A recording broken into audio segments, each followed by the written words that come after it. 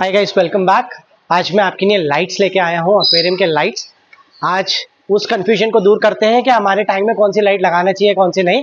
कौन सी लाइटें इतनी सारी तो मार्केट में अवेलेबल है, क्या लगाऊं क्या नहीं लगाऊं हमें मालूम नहीं है। और कभी कभी हम गलत लाइट चूज कर लेते हैं टैंक के लिए। गलत क्यों, वो भी हम डिस्कस करते हैं। चलिए मैं आपको बताता हूँ लाइट्स के बारे में।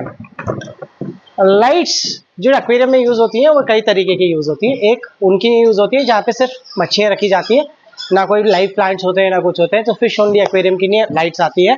उसके बाद आता है प्लांटेड लाइट, उसके बाद आता है मराइन लाइट। ये तीन तरीके के लाइट आपको मार्केट में अवेलेबल है, देखने को मिलेंगे। अब आ जाते हैं फिश ओनली एक्वेरियम की लाइटें। फिश और एक्वेरियम की जो लाइटें होती हैं वो कुछ इस टाइप की लाइटें होती हैं। ये बेसिक ट्यूबलाइट कुछ आपको ऐसे देखने को मिलेगा, ये लगी हुई है, इतना ब्राइट कर देती है। उसके अलावा ये वाली लाइट है जो इन इंपोर्टेड टैंक्स के साथ आती हैं, ये सब फिश ओनली एक्वेरियम की लाइटें हैं। ये लाइटें सिर्फ आपको तब यूज़ करनी है जब आप घर में अवेलेबल हो, या जिस एरिया में आपने जो है टैंक को रखा है और आप वहाँ ज़्यादा टाइम बिताने वाले हो तो आप ऑन कर सकते हो। घर में कोई फंक्शन है, गेस्ट आने वाले हैं, तो वहाँ पे आप जो है पूरा दिन ऑन कर सकते हो। नहीं तो ऑन करने की ज़रूरत नहीं है, क्योंकि फिशेस को लाइट की ज़्यादा ज़रूरत नहीं है। आप 2 घंटे 1 घंटे फिशेस को लाइट दे सकते हो, उसके अलावा ज़रूरत नहीं है। ज़्यादा लाइटिंग की वजह से एल्गे फॉर्मेशन आ जाता है, ग्लास में बहुत ज़्यादा एल्गे दिखने को आपको मिलेगा। ये हो गई फिश ओनली एक्वेरियम की लाइटें। इसमें आपको अलग अलग वाटेजेस की लाइट आ जाती है। जितना ब्राइट आपको टैंक रखना है उसके हिसाब से आपको लाइट रखनी होती है। कोशिश करें बहुत ज़्यादा ब्राइट टैंक ना रखें, नहीं तो एल्गे बहुत ज़्यादा आपको आने लगेगा टैंक के अंदर। अब हो गया फिश ओनली एक्वेरियम की लाइट। नेक्स्ट डिस्कस करते हैं कि प्लांटेड लाइट के बारे में। प्लांटेड लाइट्स जो है वो अलग अलग तरीके की ऐसी आ रही हैं। ये चाइनीज़ लाइट भी आ रही है मार्केट में।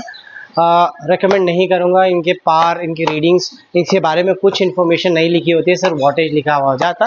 तो इस लाइटें कुछ ऐसी आती हैं, कुछ इस टाइप का क्लैंपिंग लाइट आती है। ये वाली चाइनीज़ लाइट है। उस स्पेक्ट्रम को अचीव करने के लिए इसमें अलग अलग मोड्स ऑफ कलर अवेलेबल होता है। ये चेंज करके मैं आपको दिखाता हूँ। ये आगे ये फुल स्पेक्ट्रम लाइट हो गए।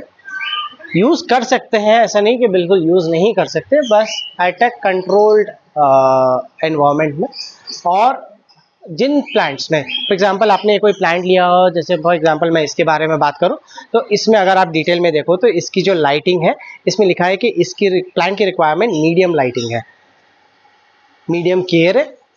और ये कहाँ लगता है, ऐसे आपको इसमें लिखा हुआ आता है। कुछ लाइटों में इसमें लिखा हुआ जाए कि लो लाइटिंग चलेगी, और किसी किसी प्लांट्स में हाई लाइटिंग की ज़रूरत आ जाती है। तो अपने प्लांट्स के हिसाब से आपको लाइटिंग सेलेक्ट करना होती है। पहला ऑप्शन ये है प्लांटेड में। उसके अलावा 6500 केल्विन से लेके 7500 का कलर टेम्परेचर होना चाहिए। ये आपको कहाँ देखने को मिलेगा, ये आपको देखने को मिलेगा आपके बॉक्स पे जो आप लाइट ले रहे हो, उसी ब्रांड के मैन्युफैक्चर के बारे में लिखा हुआ आपको मिलेगा प्लांटेड की कितनी लाइटें हैं। फॉर एग्जांपल यहाँ पे देख लो, तो ये न्यूट्रल वाइट लाइट अगर आप ले रहे हो तो उसका कितना कलर टेम्परेचर जो है वो 6500 केल्विन है। 6500 केल्विन जिसे बोलते हैं वो है नेचुरल लाइट की नहीं है। एक नेचुरल कलर सनलाइट को कॉपी जो करता है वो 6500 केल्विन की लाइट होती है। उसके अलावा आपका टैंक का वॉटेज, प्लांट की कितने वॉट की लाइट आपको लगाना है, तो छोटा टैंक बड़ा टैंक, उसके हिसाब से आप अपने टैंक के अंदर लाइट लगा सकते हो। पार रीडिंग भी आती है। पार बेसिकली हेल्प करता है फोटोसिंथेसिस के लिए। तो जितनी ब्राइट लाइट, जितना डीप में, जितने शैलो में लाइट जाएगी, उतना ज़्यादा पार रीडिंग उसका ऊपर की तरफ। आप जब पार रीडिंग लेने की कोशिश करोगे, पार मीटर्स आते हैं, तो आपको बहुत ज़्यादा रीडिंग देखने को मिलेगा, लाइट की इंटेंसिटी और पार रीडिंग। उतने ही नीचे जब जाओगे, ज़्यादा डेप्थ में जाओगे, तो पार रीडिंग कम होती चली जाती है। तो उसके बारे में पार एक अलग ही टॉपिक है, बहुत डिटेल टॉपिक है, फिर कभी डिस्कस करूंगा। बेसिक आपको जानने की इतनी ज़रूरत है कि उसकी पार रीडिंग बहुत अच्छी होना चाहिए। उसकी पार रीडिंग के बारे में मैं पार रीडिंग जो है वो आपको देखने की ज़रूरत नहीं कितना पार की लाइट है।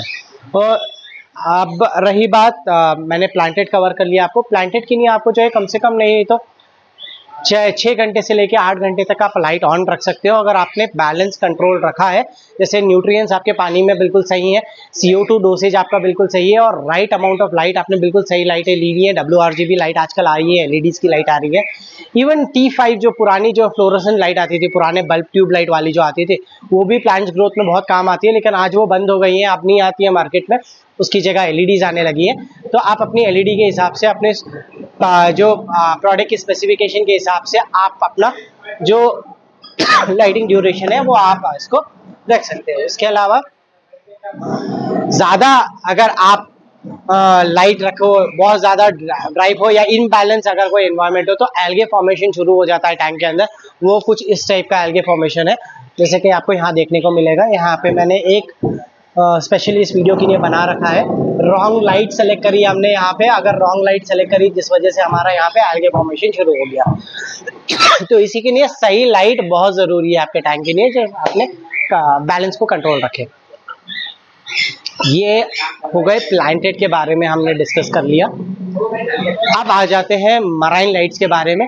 मराइन लाइट्स जो है वो 10,000 केल्विन से स्टार्ट होता है, मराइन अप टू 20,000 केल्विन तक जाता है।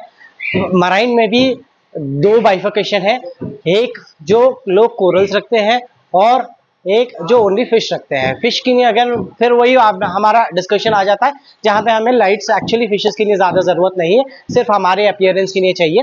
तो उसके लिए आप जो है मराइन की जो बेसिक लाइटें हैं वो आप लगा सकते हो। 10,000 केल्विन से लेके 20,000 केल्विन तक की लाइटें अवेलेबल है। 10,000 काफ़ी हो जाता है फिश कीपिंग के लिए। अब रही बात जब आप कोरल्स रखते हो, तो कोरल्स के लिए आपको जो है बहुत हाई इंटेंसिटी लाइट चाहिए होती है। लाइट जो है इतना स्ट्रांग हो सो दैट कोरल्स ग्रो कर पाए, जैसे around 20,000 kelvin colour temperature. Specially blue spectrum जो है कोरल्स के लिए ज़्यादा चाहिए। कोरल्स को रखना आसान नहीं है, उसका एक अलग ही नॉलेज है जो आपको रखना होगा, जिस पर कोरल्स रखना आसानी है। मोर ओवर कोरल्स हमारे इंडिया में बैंड है, तो हमें मिल नहीं सकते कोरल्स। तो इंडिया में तो ठीक है, लेकिन जहाँ जो लोग बाहर शहरों में हैं, जो बाहर कंट्रीज़ में हैं, उन जहाँ जो लोग कोरल्स रख रहे हैं, तो उनको लाइटिंग को लेके बहुत ज़्यादा केयरफुल होना होगा, नहीं तो आपके कोरल्स मेल्ट हो जाएंगे या जल जाएंगे या मर जाएंगे। होप मैंने बहुत कुछ कवर कर लिया लाइट को रिलेटेड टॉपिक्स को लेके। एक मराइन लाइट बेसिक दिखा देता हूँ, एक फिश टैंक की एक बेसिक लाइट कैसी होती है। एक छोटा सा हमने मराइन टैंक बनाया है खुद का, तो इसकी लाइटिंग कुछ ये है। ब्लू स्पेक्ट्रम, हल्का सा ब्लू टिंट आता है और ये इसकी लाइट आती है। तो ये बेसिक लाइट है, फिश ओनली लाइट रखा है यहाँ पे। इसी तरीके से मराइन लाइट आती है जिसकी स्पेक्ट्रम और ज़्यादा ब्लू होता है, रॉयल ब्लू कलर्स आते हैं उसमें, तो वो मराइन लाइट्स आ जाती हैं। होप ये वीडियो आपका हर डाउट कंफ्यूजन दूर कर देगी, किस टाइप की लाइट आपको लेनी है, किस टाइप की लाइट नहीं लेनी है। और अननेसेसरी कोई भी पुरानी लाइट लेके आप लगा लो और फिर आप प्रॉब्लम में फंसो, ज़रूरत नहीं है। इतना आसान है लाइटिंग को लेके। होप मैंने आपको सारी इन्फॉर्मेशन प्रोवाइड कर दी है। प्लीज़ मेरे चैनल को लाइक करिए, शेयर करिए, सब्सक्राइब करिए, सपोर्ट करिए मुझे। ऐसी नई इन्फॉर्मेशन मैं लेके आऊँगा, नई टॉपिक्स लेके आऊँगा, जहाँ पे आपकी इस हॉबी को सक्सेसफुली थ्राइव करने के लिए जो जो इन्फॉर्मेशन आपको चाहिए वो मैं आपको पास करूँगा। Thank you so much for watching, take care.